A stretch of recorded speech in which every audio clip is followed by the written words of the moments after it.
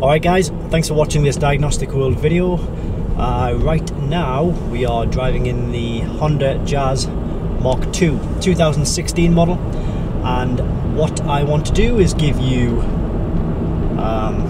Christmas cheer. No, I want to just make this little video about sort of 5 things that I really like about the car. I've also made a video of 5 things that I don't really like about the car, and I want to give sort of an honest opinion, because I do like the car, but I don't want it to appear like my last video was just like a kind of a hate campaign for the Honda Jazz Mk2, because it's not that at all. I do like the car, so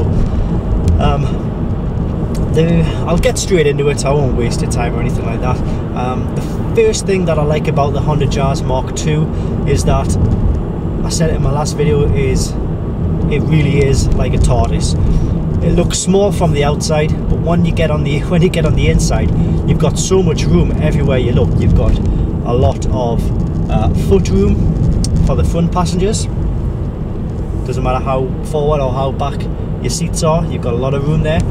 You've certainly got a lot of headroom. I've got way more room here than I need, and I'm 5'10", and it's not too big, but there you go. If I was 6 foot, I'd still have room. But anyway, so there's plenty headroom, plenty foot room, and in the back of the car we've got a child seat in there, and that will also provide still a lot more room in the foot area. So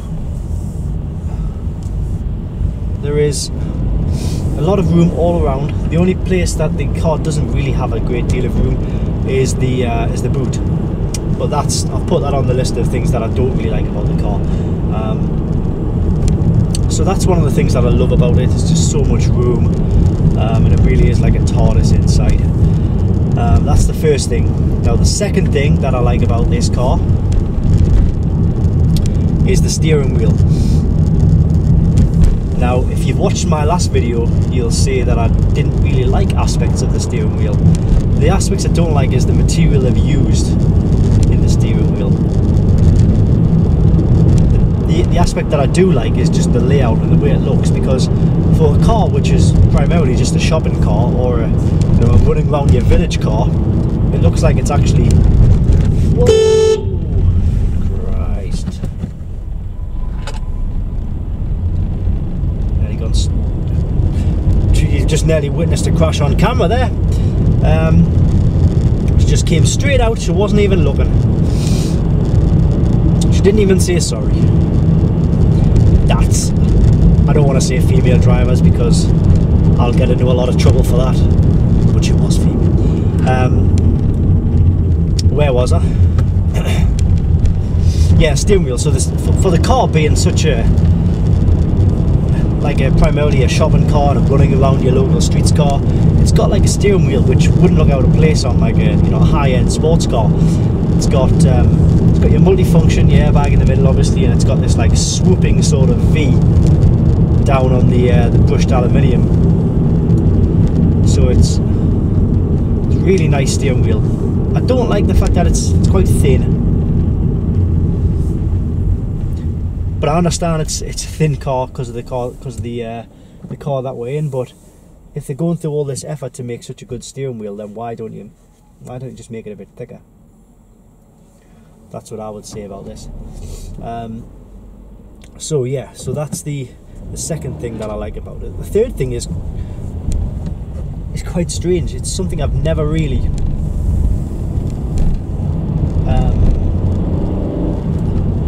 said about a car like this, and it's quite strange because the gear stick is what I love. It's like it looks like it almost belongs in a toy car. It's so small, and like you can grip. It's almost like it's probably smaller than the top section of it is probably smaller than a golf ball,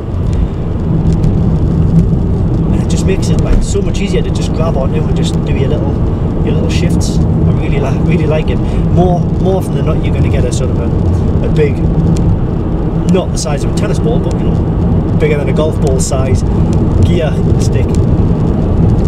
And it just makes me realise, it makes me think, why do you need such a big gear knob, you know?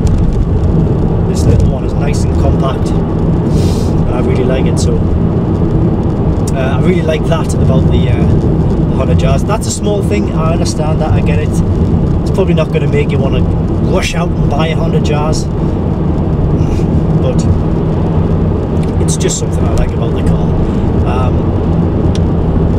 Fourth thing I like about the car is good MPG. We're looking at sort of 43 MPG in a minute, and that's just sort of knocking around the streets. This car is primarily used to pick grandkids up, not my grandkids of course, man of my 20s, but yeah, so picking up grandkids, doing a bit of shopping, running back and forwards around the local streets. So 43 miles per gallon is not that bad. And it's a small engine, it hasn't got a great deal of power, that's what it's designed for. It's a petrol engine, the IV Tech. So yeah, so that's what I really love about this car. You know, if you've got a diesel, you're not going to be getting, especially if you're doing short runs, they're more designed for the longer runs. So the MPG is a big plus, so that's the fourth thing I love. And the last thing I love about this car is probably what most new cars have anyways these days, but none of my cars have them. Well, the Porsche does. Porsche has the USB port, which I like, because if you've got an iPhone like I have, you'll probably know, even if your battery's on 70, 80, 60, 50%, it's probably going to die any second soon. The batteries on these phones are just absolutely atrocious, so everywhere I go I really need to take my USB cable with us, and my plug as well, in the hope that I can find a plug. If I'm on a train or a plane, they usually have a USB or a plug port, so I've always got it handy. And a lot of the newer cars that I'm in, it's great because they've got the USB ports as well. This car also has an HDMI port, which I suspect links up with the big screen here, so you can play, I don't know, whatever you want to play. I don't think the screen's very good, it's just my opinion, but the HDMI cable, yes, I guess it is a welcome advantage if you need to sort of access things that way. So yeah, so I like that. And obviously it's got your cigarette lighter in there as well. You don't really need me to talk about a cigarette lighter. I'm sure you all know what it does. So I'm just going to turn around here because I've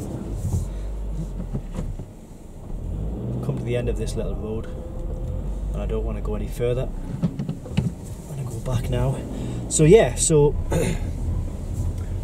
that is 5 things that I love about this car in a nutshell.